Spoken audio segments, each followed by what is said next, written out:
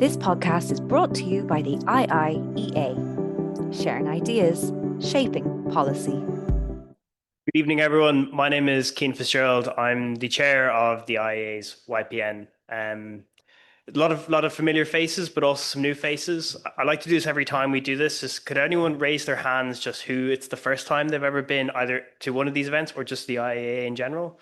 Well, you're most welcome, and hopefully this is the beginning of many different events that you're going to share with us. So I'm really pleased to be able to have, this is our third YPN event this year. Our first one was on security and defence. Our second was on trade policy. This is on EU affairs. I'm really glad that my colleague Emma Richardson, our EU affairs researcher, is going to be able to moderate the discussion today with Tony Connelly. And I'm going to hand over to Emma and say again, welcome to you all. Thank you.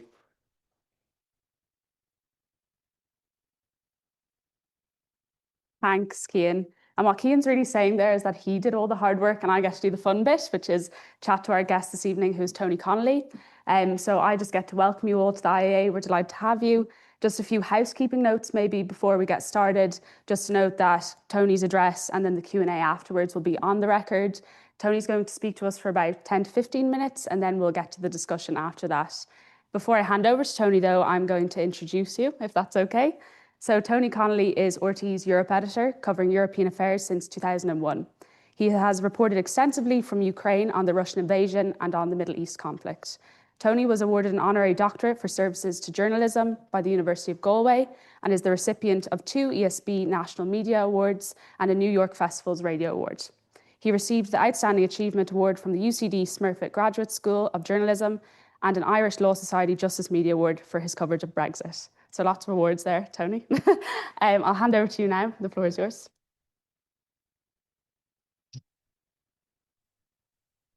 Thank you very much, Emma. And thank you to Cian and Barry for organising it. And great to see you all. Great to be here. I'm looking at the people who will be running Europe in 10 to 15 years' time. So this is an honour for me as well.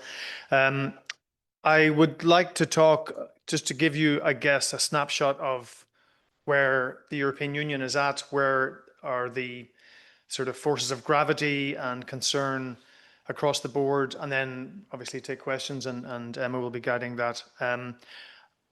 I often depict Europe as having gone through a sequence of crises really since 2008, the financial crisis, which in turn led to the Greek debt crisis, the euro crisis, which in turn led to the Irish bailout, which was a very, heavy moment for me as a reporter, reporting from the European angle, but also from in terms of the Irish experience of the bailout. And then beyond that, we had, I suppose, the combination of a migration crisis led by the Syrian civil war. We had a sequence of terror attacks in Brussels and Paris and elsewhere in Europe. And so instead of doing piecemeal stories on a whole range of European issues, my job became really entirely focused on big stories that consumed a lot of journalistic energy and effort. And then, of course, we had Brexit, and then we had the pandemic, and then we had the Ukraine war, and then the Middle East. And, I think at every stage, the EU has, even though it has been in crisis, it has found an inner strength to get through it and against the odds. I think with the euro crisis, the EU managed to save the day. With Brexit, that was again seen as an existential problem for the European Union. And again, there was a certain coherence in the way the EU responded to it. And Ireland, I think, was a big beneficiary of that. And then with the Ukraine war, again, there was a very strong European response in terms of sanctions and in terms of economic and military support for Ukraine. But at the moment, I detect a fragility at EU level and a lack of coherence, as we as in the European Union are more in a state of siege, I think, than we have been before. Because if you look at the ambient threats and problems facing the European Union, we've had Donald Trump, which has been a massive challenge in terms of tariffs, in terms of transatlantic trade, and also in terms of European security and defence. We have the ongoing war in Ukraine, which, while Ukraine hasn't lost, it's not winning, and Russia hasn't won, but it's not losing either.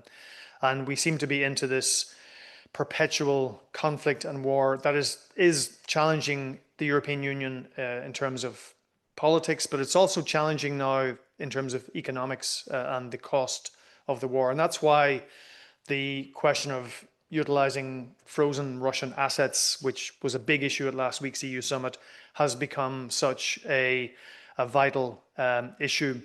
The European Union has been desperately found wanting in terms of the Gaza war. I think everyone would agree that it has not been the EU's finest moment, especially in Ireland. There has been a lot of criticism of Ursula von der Leyen, the European Commission President, over her handling of the thing. I mean, I can get into this in the Q&A, but I think it is still very important to say that foreign policy is a touchstone of national sovereignty, and EU member states very jealously guard their sovereignty and veto and unanimity on foreign policy. So if one or two countries are opposed to sanctions against Israel, sanctions against violent settlers, trade sanctions, pulling Israel out of the Horizon Europe Fund, those countries can veto it, and there's nothing the European Commission can do. Now, you can argue about whether the Commission should have pushed some of those policies more aggressively, but I'm pretty sure that Hungary, the Czech Republic, Germany, Italy, to a lesser extent, would still have vetoed the European Commission's ideas about punishing Israel, or at least trying to get Israel to change tack. We are also in a very unusual situation in the European Parliament. I was just looking on the way here this morning. I was looking at the European Parliament makeup in the years 2004 to 2009, which was really just at the beginning of my tenure in Brussels, and the combined weight of the far right or hard right in the European Parliament was about 67 seats. Today they have 349 seats out of 720 or 750. That has changed the European Parliament beyond recognition. It has shifted the balance of power within the Parliament so that instead of having a reliable European centre, there is now a very large and active right-wing or hard-right bloc. And in the middle, you have the European People's Party, the centre-right, and you have the centre-left, who would normally be working in concert. But the way things have panned out in this second mandate for Ursula von der Leyen, the European People's Party has shifted to the right, and they're kind of cozying up to the right-wing parties like the Patriots for Europe, the European Conservatives and Reformists, and really alienating the centre-left and the Liberals and the Greens. So that whole coalition that has made the European Parliament a coherent and effective body or institution that will drive European integration forward is now under threat like never before. As well as that, we are looking at potentially a far-right president of France in 2027, either Marine Le Pen or Jordan Bardella. Marine Le Pen, as you know, probably will be barred from running, pending a court case. The AfD is on the march in Germany.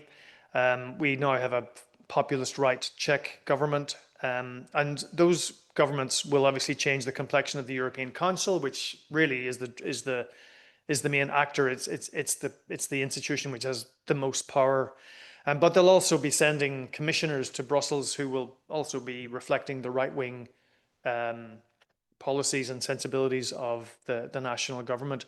So Europe is heading for a period of pretty substantial uncertainty and instability, both from within, from the way the EU institutions are being made up, but also externally with migration. Again, is still going to be a major problem for the European Union.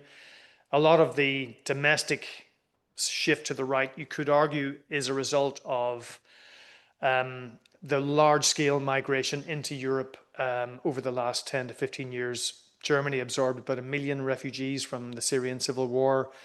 Historically, there have been large-scale migrations into Belgium, the Netherlands, France, for historic reasons.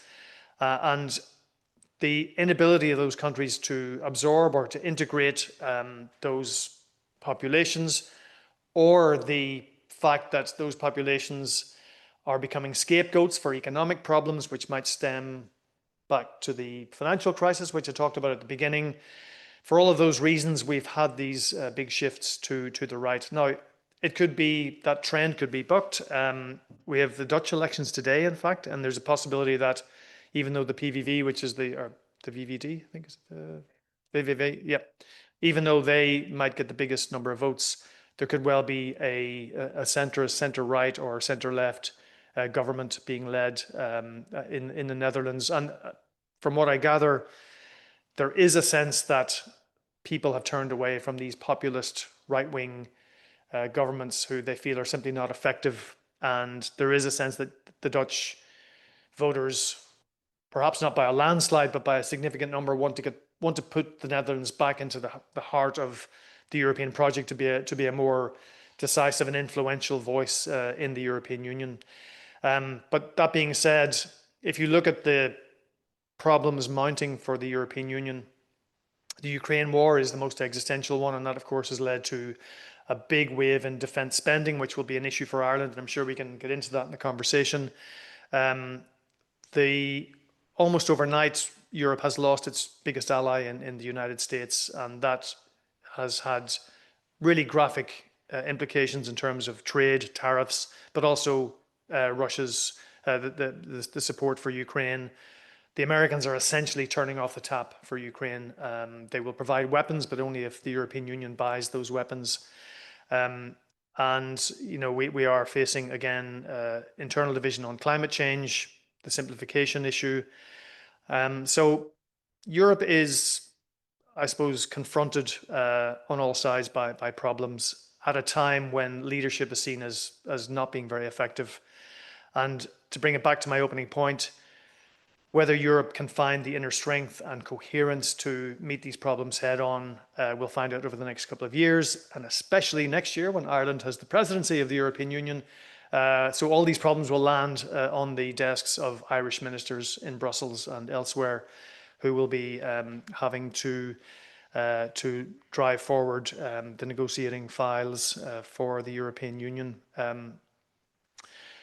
I will pause it there, I think, and we can get into a conversation. But it is a very exciting and challenging time as a reporter in Brussels, because compared to when I first went there in 2001, foreign stories, geopolitical stories, Ukraine, the Middle East, Trump, tariffs, climate change, are all in the top stories in RTE's bulletins every day. So, and all of those issues come through Brussels. And Brussels also has it's like a huge clearinghouse of foreign policy, think tanks, geopolitics. So it's a very exciting place to be. As a journalist, there are so many multiple sources of contacts, information, expertise. So while there's a huge demand from RTE and elsewhere for content, we're pretty well served in Brussels in terms of think tanks, intelligence, and also obviously the member states and the European Commission. So I'll leave it there and we can have a chat.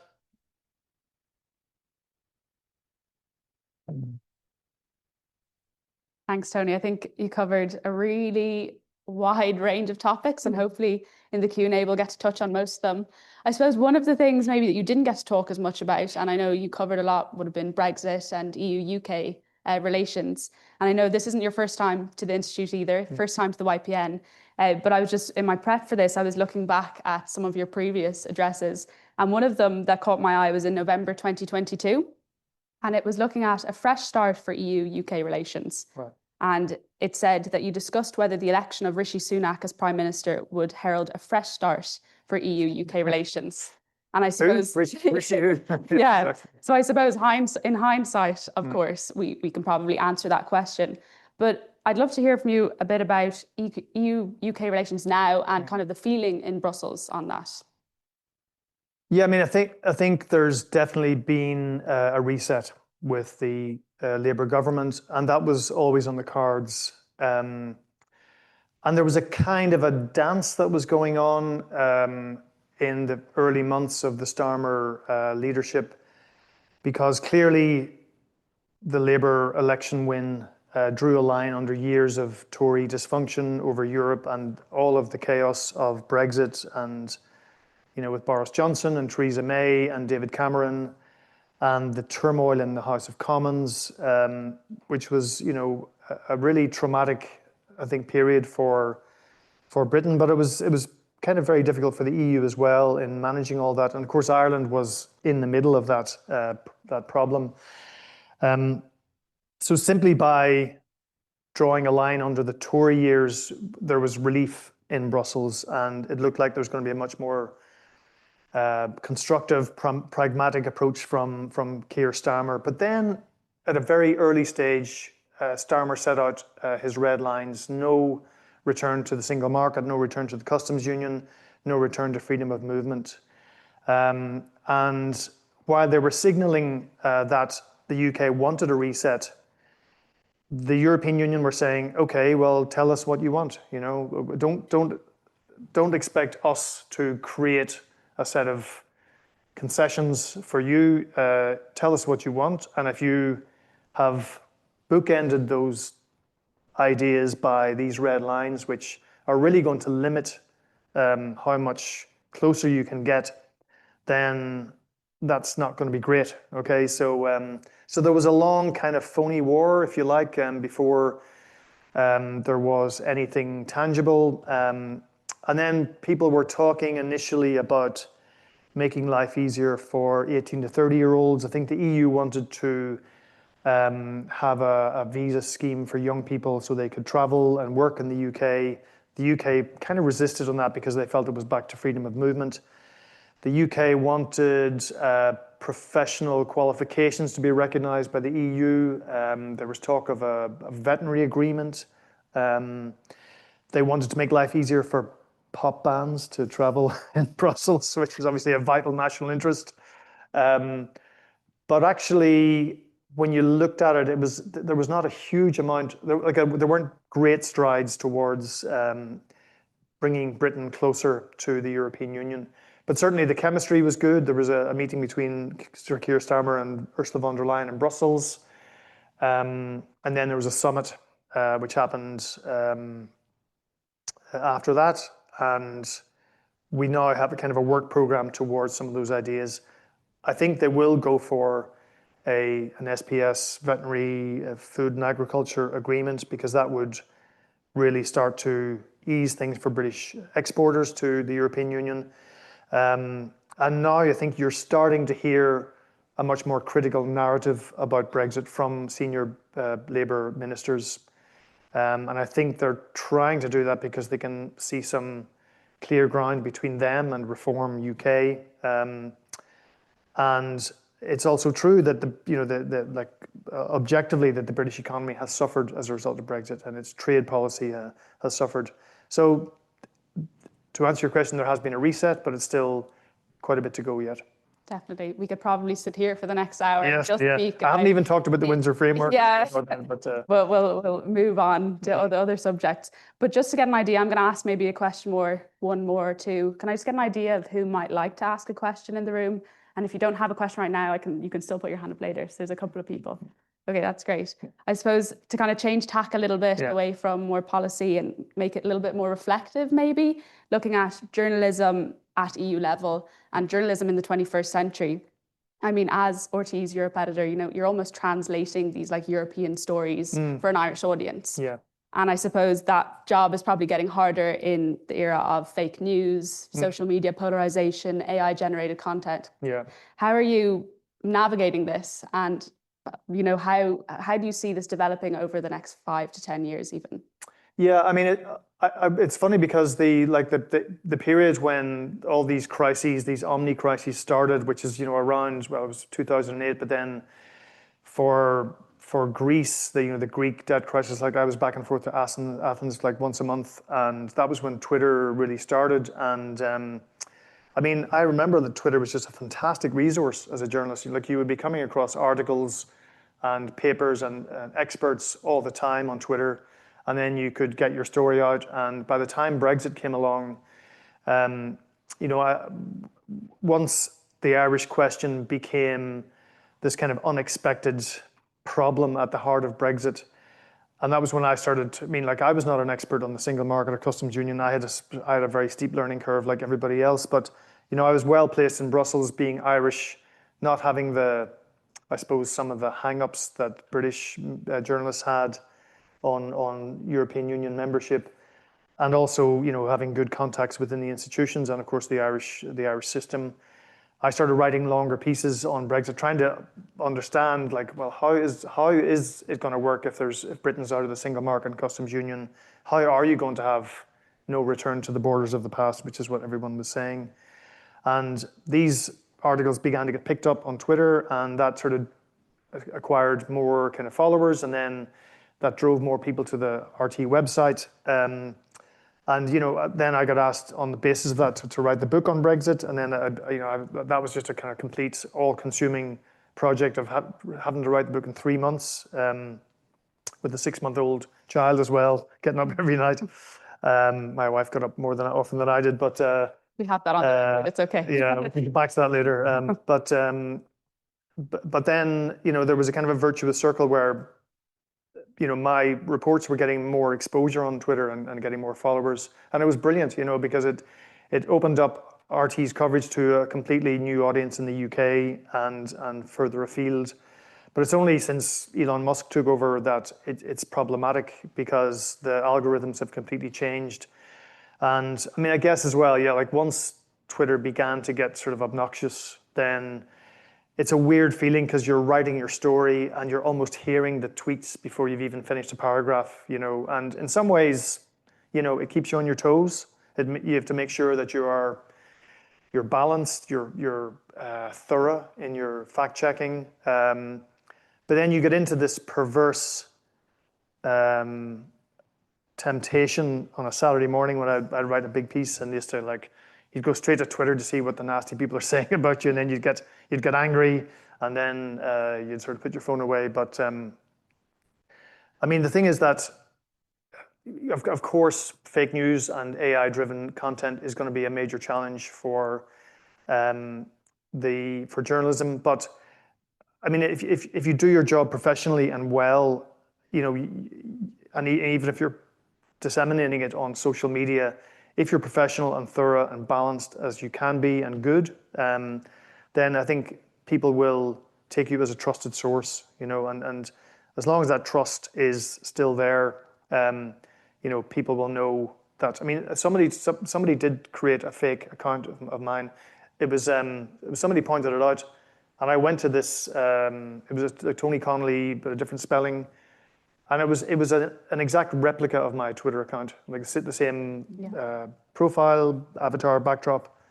And I had to get onto Twitter, and they took it down, actually. But it was really unsettling, Like, somebody went to the trouble of doing that, like, for what reason, I don't know. And they were starting to put out posts under my name, and it got stopped. But it's frightening, yeah. Yeah, a whole new world that we're dealing with, and I suppose all journalists have to deal with it. Yeah, absolutely. Yeah. I'm going to ask one more question because I'm feeling like I should exploit my position as chair, and then I'll come to the audience. I wanted to go to another topic again, looking at climate policy. You mentioned it very briefly there in your opening remarks.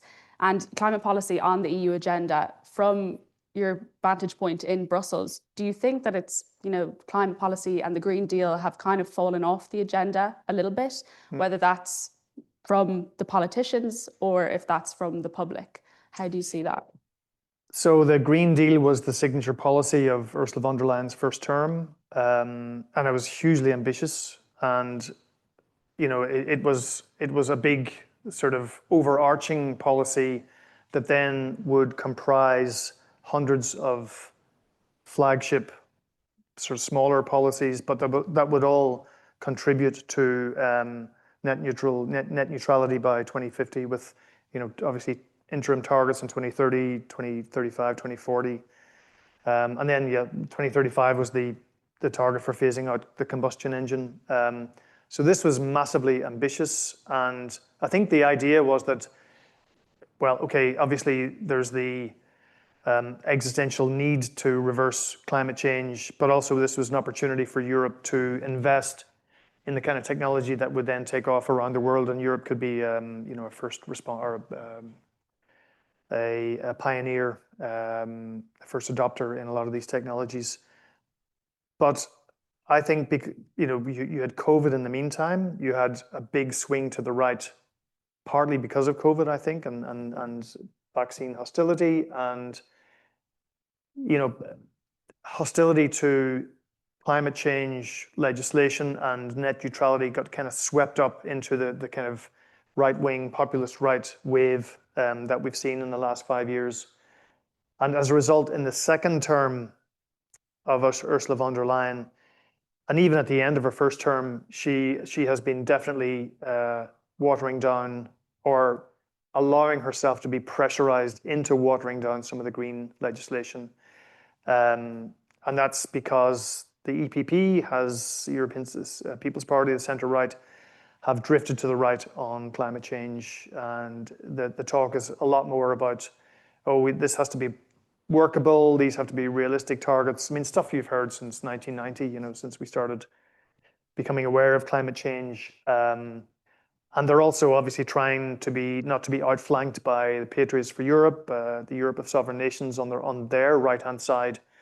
So you've seen the deforestation legislation has been watered down, the greenwashing legislation, and then just last week, the simplification omnibus legislation, which in a nutshell is about removing a lot of the onerous regulations around the Green Deal, such as sustainability reporting,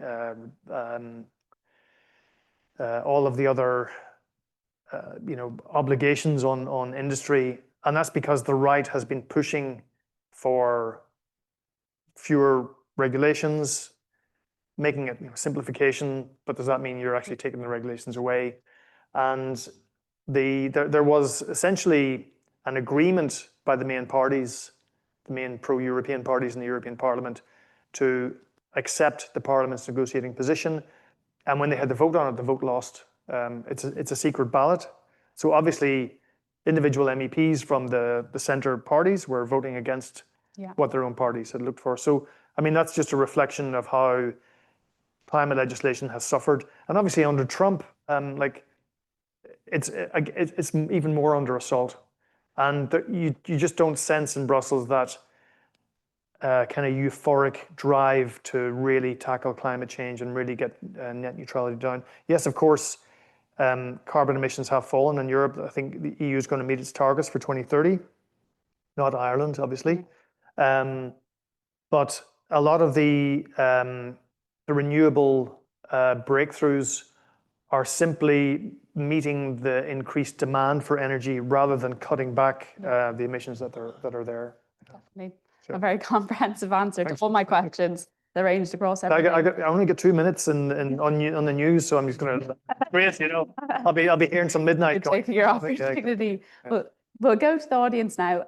One of my colleagues will bring a microphone to you when you have a question. If you can say your name and an affiliation, if you have one, that would be great, just so Tony knows who he's speaking to. So I saw a few hands there. I'll get these two questions maybe together. Is that okay? Sure, and then we can go elsewhere afterwards. Thank you. Hello, I'm Ciara Campbell, no affiliation. First of all, just thank you for being here. I think we all really appreciate it. Thank you. Your coverage during Brexit was just amazing. Thank you. So my question is, given the increasing Eurosceptic national governments and the anticipation of further enlargement, is there any appetite or discussion in Brussels surrounding a two-speed Europe? Thank you. And we'll go to the person behind you there. Hi, Tony. How are you? Kieran, no affiliation either. My question would be just your point on the EU project. In your experience over the last couple of years, what country have you noticed that's really buying into the project, and what is really pulling away or not buying into the project anymore, do you think? Okay. Thanks. Okay, Ciara, first to your point, the two-speed Europe, I mean, that's going back a bit there, isn't it? I mean, that's really sort of 2000s. There was, even in the late 90s, there was talk about a two-speed Europe to try and accommodate the UK perhaps, and to have if a core group of countries want to integrate, then they can. I mean, there is a terminology that within the EU, is it enhanced cooperation? Is that what it's called? It's so long since I've covered that. So there is a system for groups of countries to forge ahead. But it's funny, I made the remark to somebody there last week that, we're almost in a two-speed Europe now just by accident, because when it comes to Ukraine, Hungary, I mean, a lot of the European Council conclusions, which is the sort of solemn declaration that they make at the end of each summit, a lot of those are now by 26, not by 27. Like Hungary doesn't give its name to the statement, the conclusions. And now Slovakia is kind of in that camp as well, and perhaps the Czech Republic will be. Czechia might be in there as well. So you also have the Coalition of the Willing, which Emmanuel Macron has been creating for Ukraine. Now that's still a little bit nebulous in terms of what it's going to mean militarily, troops on the ground, where will it be in Ukraine, under what deployment rules. But there is almost like a much more patchwork approach. And as more right-wing governments take over, I think you are going to get more of that. Mazel tov.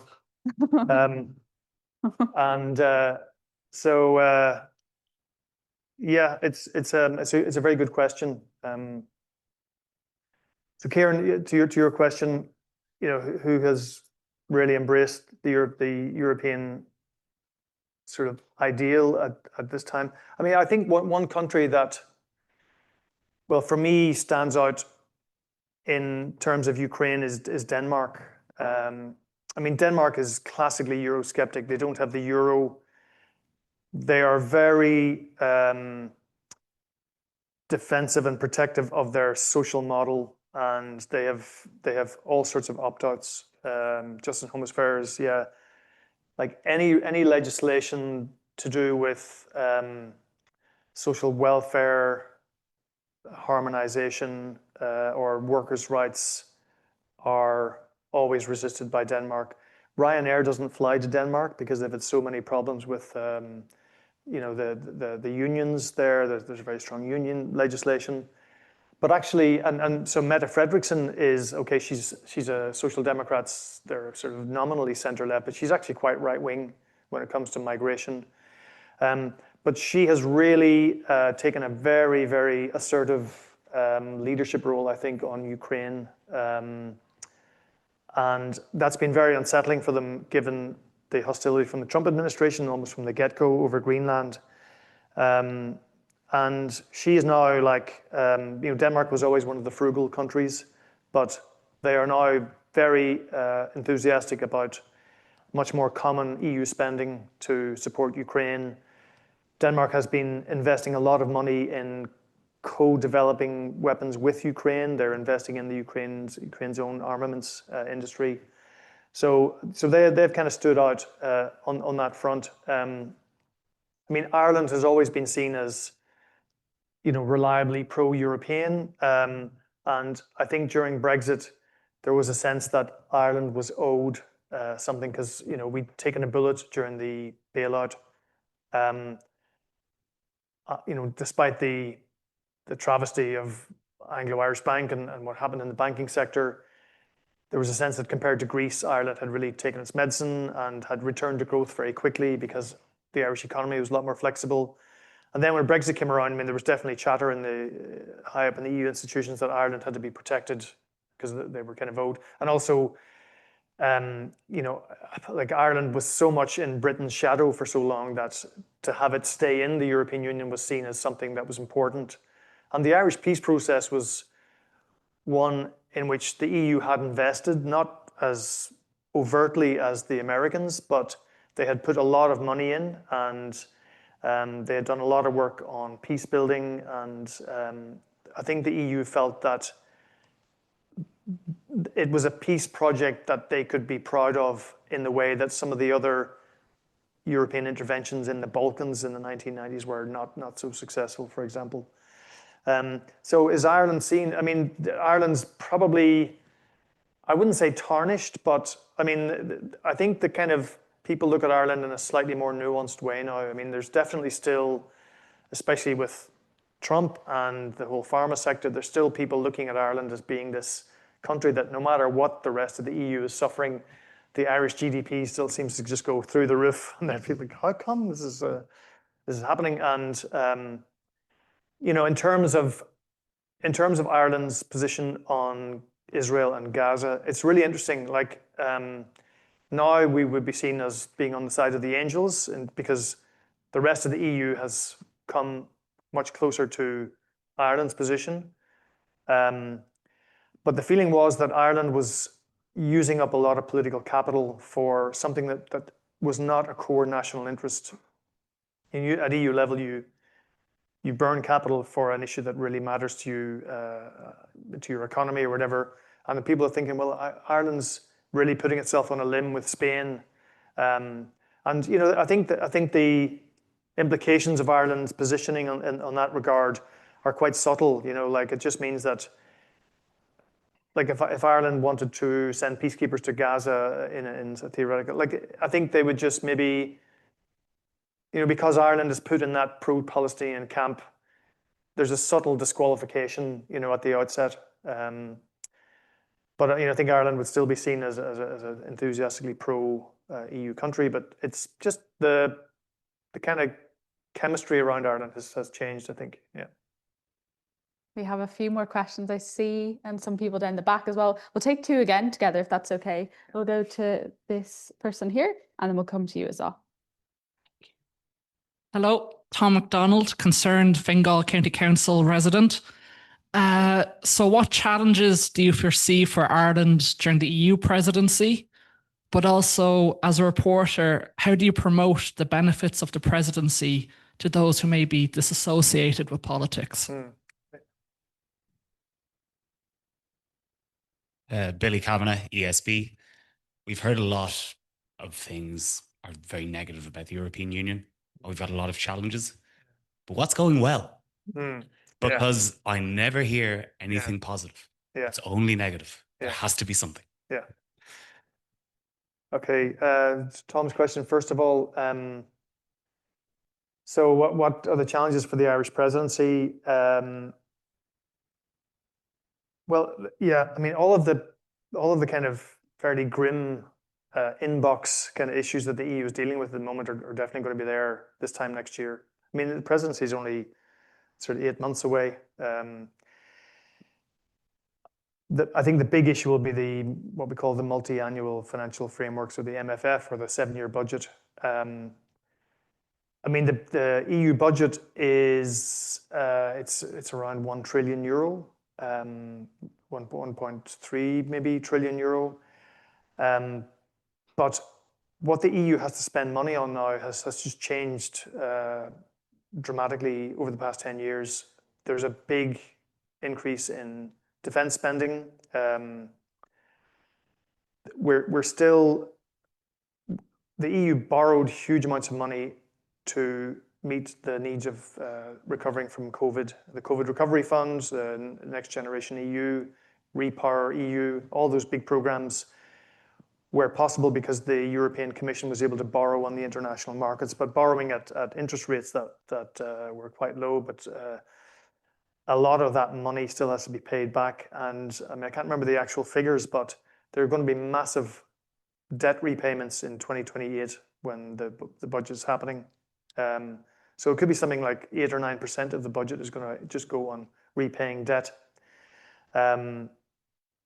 I mean, there are so many demands on the EU to spend. The Draghi report, which underpins the whole essential revival of European competitiveness, calls for massive investment by the EU over the next 10 years. Again, I can't remember the figures, but it's really huge amounts of money. So, in the drive for competitiveness, the European Commission has this idea that instead of giving every member state, or all the regions, a big block of cohesion funding like they normally do, and agriculture funding, there would be one single big pot of money that goes to each member state, and each member state then would decide how that money is spent, but they would have to meet certain milestones and goals, like certain reforms, and a lot of that would be driven by competitiveness. There'd be also environmental conditions attached as well.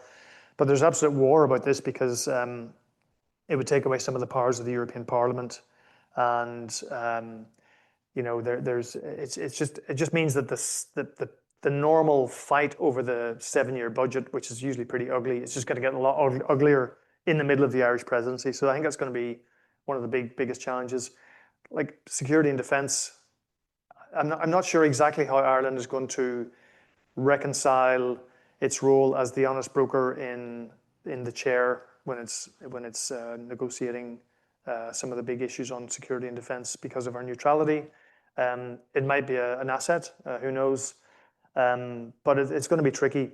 I mean, just to finish the question, how to make the presidency relevant to people. I mean, this is a really interesting question because I was in RTE this afternoon to say, okay, on the one hand, RTE is terrified of the resources that it's going to require to cover all the events.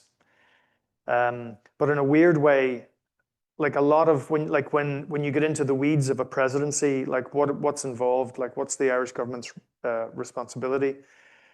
In every legislative file across the board, whether it's competitiveness, whether it's education, whether it's transport, all the kind of dull stuff that nobody really cares about, you're going to have an Irish minister in the chair. So in a very small nutshell, the European Commission proposes legislation. It goes to the member states and the Parliament. The member states and the Parliament, over maybe an 18-year period, adopt their negotiating position. And then they all go into these things called trilogues. The three institutions get together and negotiate a final piece of legislation that's then adopted, that becomes law. And the Irish government will be in the chair when those negotiations are happening. And the objective for a good presidency is to get all these legislative files closed on time before your presidency ends. And then you can get a nice round of applause from all the other member states. How much are Irish viewers going to be interested in legislation involving nitrogen limits in whatever, I mean, they're like, EU legislation is vast. So there are going to be a lot of areas where there's going to be an Irish minister, driving forward, banging heads together to get compromise texts and so on. But they're not going to be that interesting for Ireland, for Irish viewers, for example, or the public. Where it is going to be much more vivid is where you have the big meetings. So in the first week of the presidency, you're going to have the Commission coming to Ireland. You're going to have the press trip. So all the main Brussels press corps will come to Dublin for a big event of week of interviews, and there'll be lots of drinking. I don't know if I'm going to be invited, unfortunately, but and then of course you're going to have the European political community, this big pan-European talking shop, if you like, that meets twice a year. You're going to have 45, 46, 47 heads of government coming to Dublin in November next year. And then you're going to have an informal European Council the day before.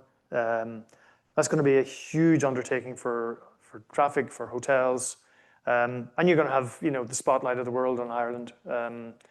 And again, Ireland, I mean, there's some scope for pushing your own agenda, but you're really meant to be an honest broker as a presidency.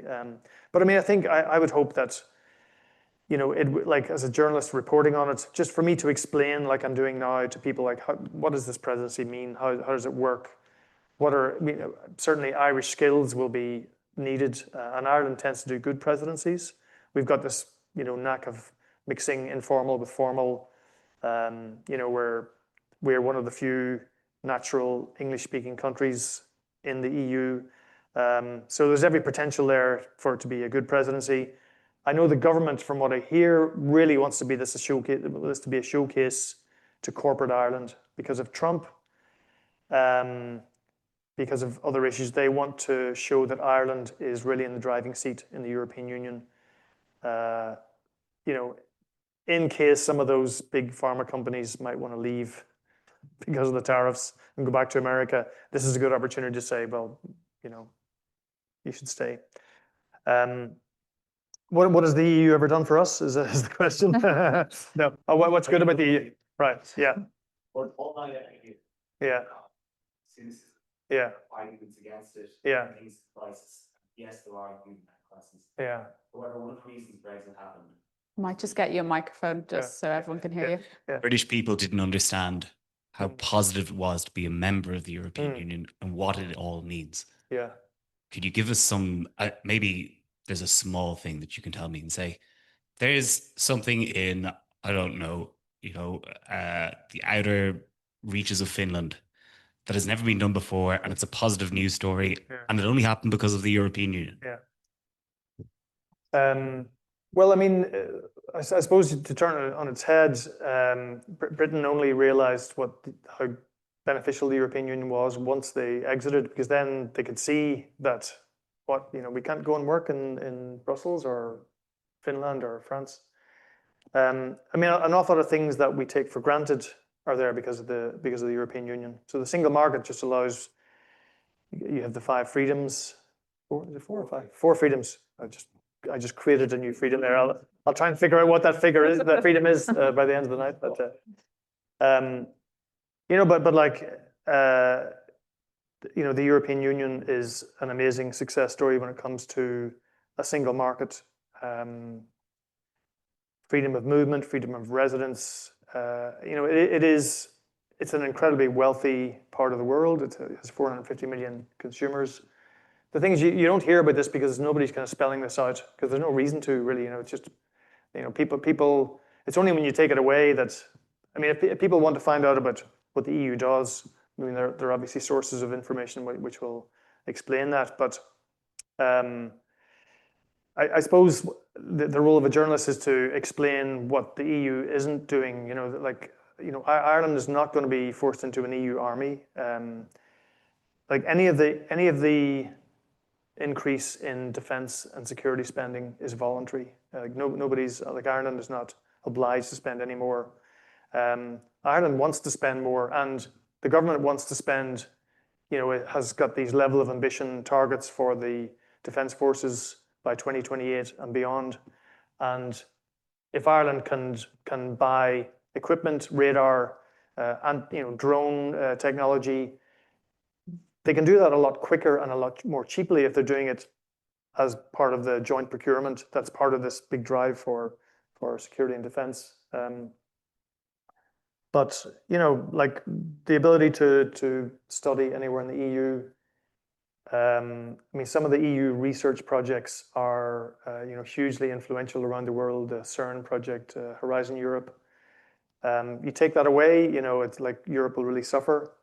Where Europe does suffer is relative to America is we don't have big liquid capital markets. The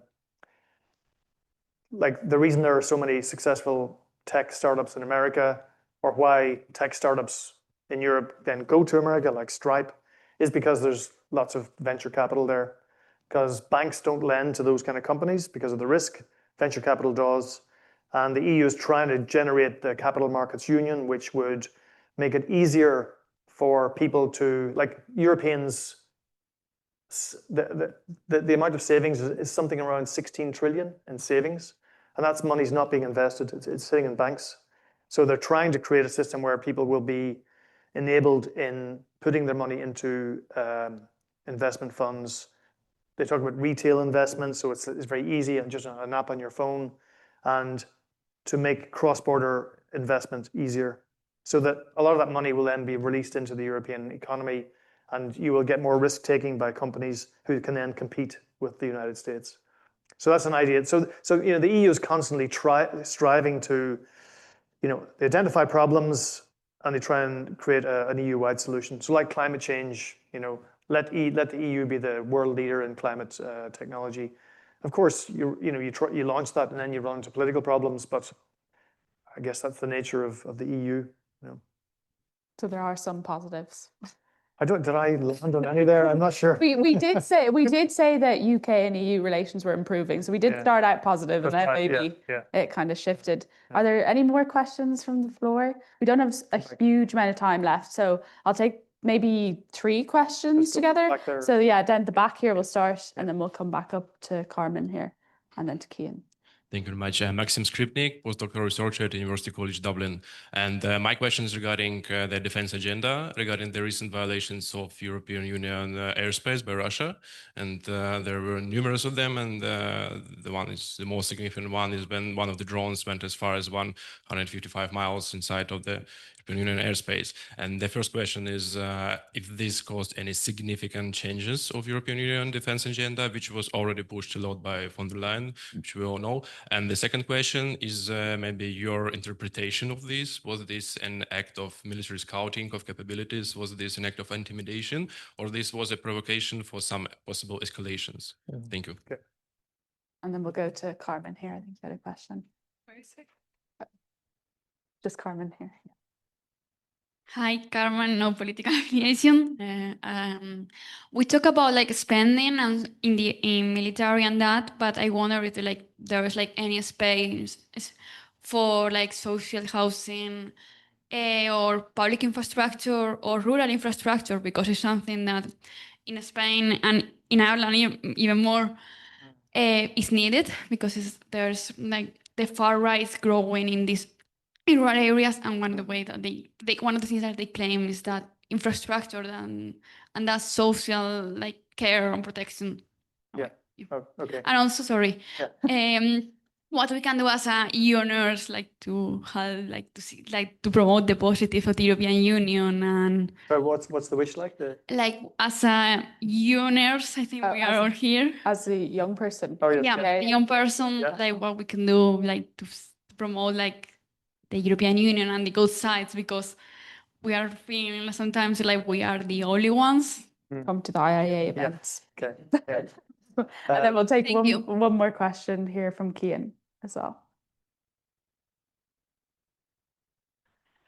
So my question is a little bit around what Emma pointed out earlier around trying to translate EU policy for an Irish audience. And I was wondering whether you could maybe give your perspective on the challenges around translating the mood in Brussels around defence, particularly for an Irish audience. If you look at the publications that come out of the Commission, certainly the presentation there is that war is almost imminent, that Europe needs to be ready for war by 2030, that there's this real sense of urgency and emergency. That probably isn't really, I'm not really seeing that necessarily in the coverage that you see domestically here in Ireland in terms of that sense of emergency and that war is potentially imminent. Certainly you see maybe people writing op-eds or opinion pieces around Ireland's lacking defence capabilities. But I want to ask you as a professional journalist, this challenge around translating kind of what is the sense of urgency and emergency in Europe for an Irish audience that obviously has its own specific history with defence. Yeah. Okay. So the first question on the drone, the incursions and the so you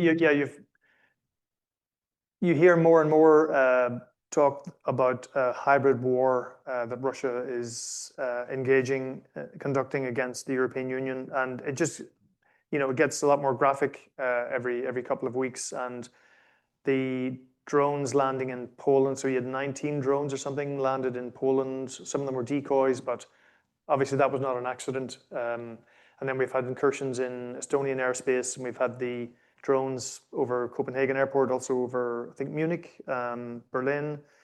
So there is definitely a belief at the highest levels of the EU that Russia is ramping up its hybrid war against the EU.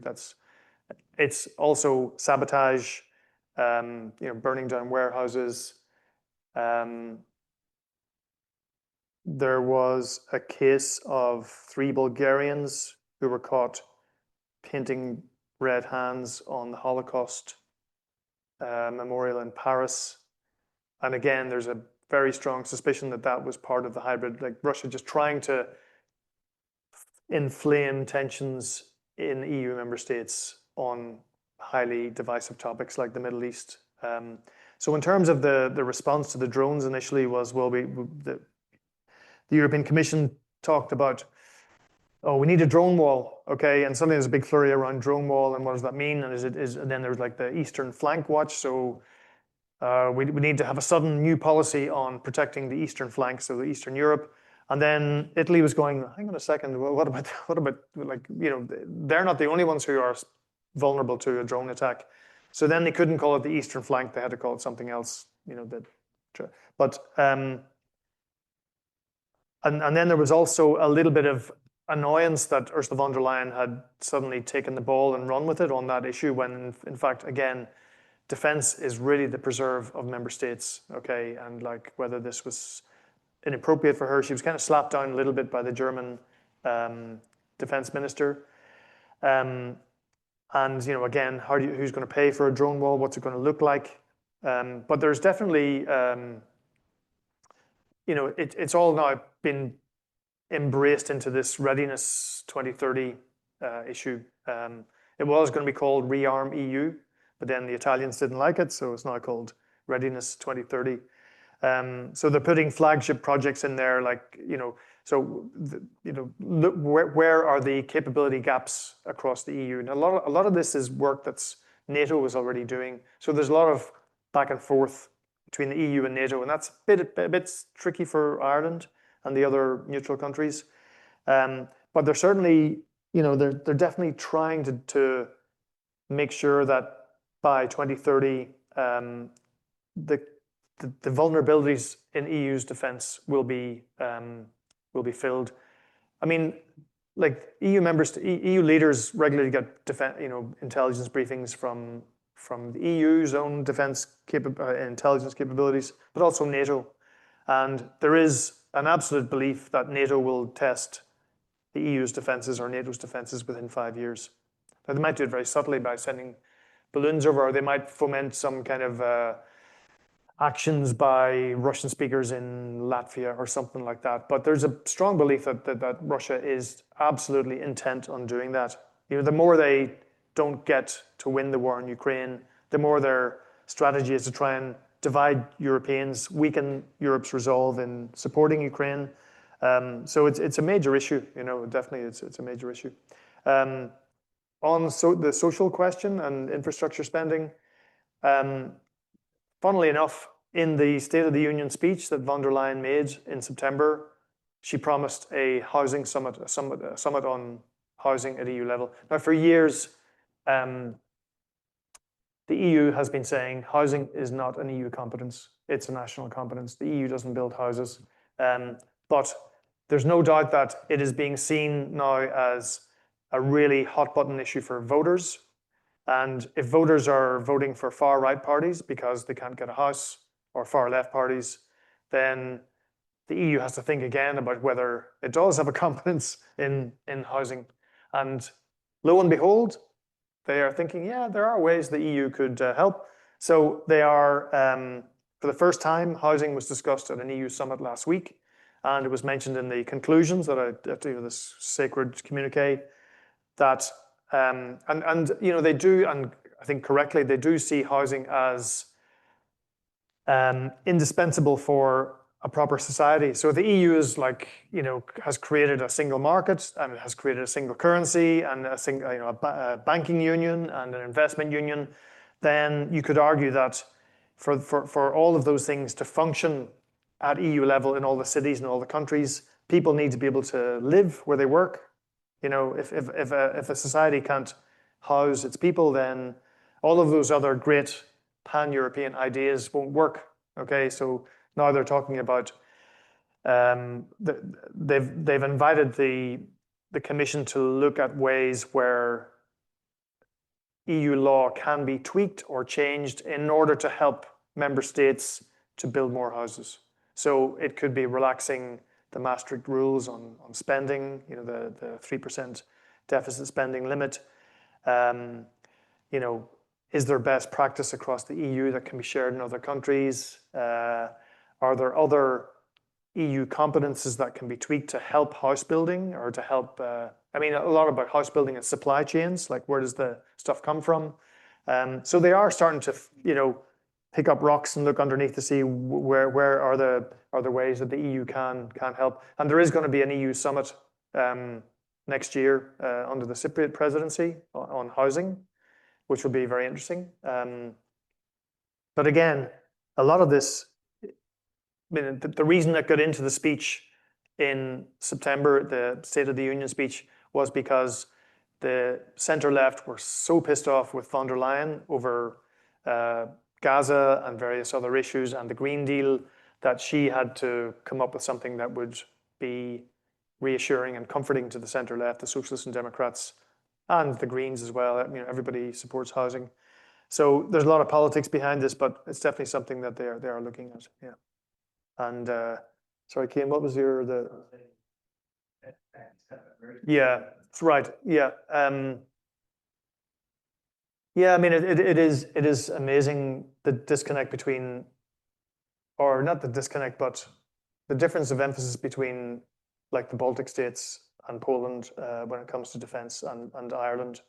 I mean, the Baltic states they will argue that they have been under attack since the first invasion of Ukraine. Cyber attacks, hybrid pressures, disinformation, and for them, they're kind of almost already at war, and it just, you don't feel it here. Like, we had a cyber attack on the Department of Defense of Health, I think, was it? Yeah, HSE. And well, who knows who that was, but I mean, there's a possibility that it was Russia or pro-Russian actors. The subsea cables, I think people are waking up to that. I mean, in my reporting, I do my best to convey that sense of urgency. If I'm reporting on a big moment in defence and security, like, of course, if there's an implication for Ireland, or if the Irish have a prominent position on it, then I'll report that. But often there isn't, and I just report it as this is what the EU is doing. They believe Russia is a clear and present danger. I mean, also, don't forget the strain on EU countries that the Ukraine war is having. It's refugees, it's accommodation, it's the cost of supporting Ukraine. I mean, we're now into our 4th year of this, and that's one of the reasons why member states are now so keen on using the Russian assets, the frozen assets, to make Russia pay, because not only that, the sense that Russia just can't go into a country and destroy it and then get someone else to pay for it, but also if Russia knows that Ukraine is funded for 2 years militarily and for its budget needs, then maybe that's an incentive for Russia to say, okay, under the auspices of a Trump initiative, maybe we should get to the negotiating table and stop the war. Because, I mean, again, it's for the EU, it's the sunk cost of having put all the resources, political, financial, military, into Ukraine to save the country.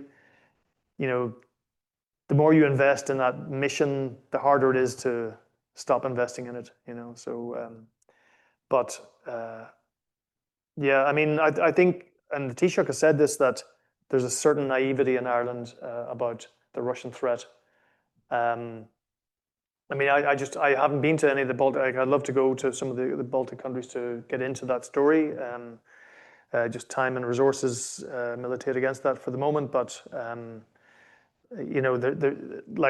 there is a disconnect, for want of a better word, compared to the Baltic countries, Eastern Europe, and so on. If that answers your question. Yeah. Might have one wrap-up question. Yeah. Unfortunately, we're just up on time. And this goes back to that kind of reflecting on your career as a journalist. For this audience of young professionals here, and many of us are in our early to mid-careers, and some are still students, what skills or habits would you say are most important for someone wanting to go into international European journalism or adjacent fields? And what has changed since you started? I mean, I try to get back to first principles about journalism. I mean, a reporter is ultimately just saying what happened. Okay, whether it's a car bomb or a county council meeting, you're going in there to record and report as accurately as you can on what happened. That is a fundamental sort of formula that then expands out depending on the topic. There's a bit of a truism for reporters in the press corps in Brussels that we don't report the EU, we explain it, because it is, the the whole machinery and process of getting 27 countries to agree on a policy that will operate cross-border, whereby you bring on board 27 governments, 27 countries, 750 MEPs, the European Commission, the other stakeholders. That process is very complicated, and it's like it is a challenge to explain it and to report it, but you have to do it, and there are plenty of sources to make sure that you can tell that story and explain it. I mean, I would say like Brussels is a major clearinghouse for geopolitics. Any topic in the world, whether it's China, the Middle East, Iran, Latin America, you will find an expert in Brussels on that.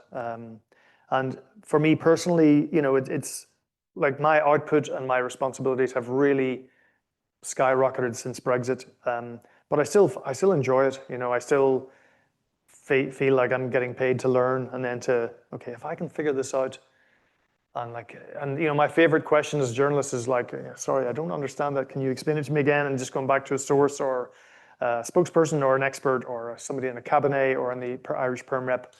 Can you just explain that bit again about where Ireland fits in? And eventually when you get it, you go, now I can write my piece, and I know that people at home will do it. And I guess to finish the point, one of the great things about my job as a journalist, whereby it was mostly TV and radio, with Brexit especially, online would just give me a big blank canvas every Saturday to write a piece as long as I needed to explain a story. And they used to love telling me the dwell time on they could say, people read your story, they stayed on the article for 12 minutes, and I was going, was that all? But apparently that's huge, So, to me, it's very satisfying as a journalist to take the time and scope to really tell a complicated story like the Russian assets, to tell that story as thoroughly as I can, talking to the Belgians, talking to the Commission, talking to the Irish, getting an expert view, really trying to understand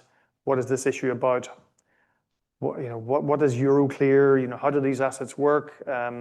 Again, it's like, you become like an external hard drive, like processing all this information. But it's very satisfying as a journalist to actually get it out, and then people say, "Yeah, I read that article. It's really interesting." And that, to me, that's just the best feeling. Yeah. So you have to enjoy it. Absolutely. Yeah, oh God, I wouldn't be here. Yeah. Well, I really enjoyed this conversation. We touched on so many topics, from climate change to EU, UK, and then a crash course in how the EU institutions work. The quickest one, I think, and maybe most comprehensive I've heard in a little while. But it was really enjoyable, and thank you for being here with us tonight, and thank you all for coming. Thank you very much. Thank you. This podcast is brought to you by the IIEA, sharing ideas, shaping policy.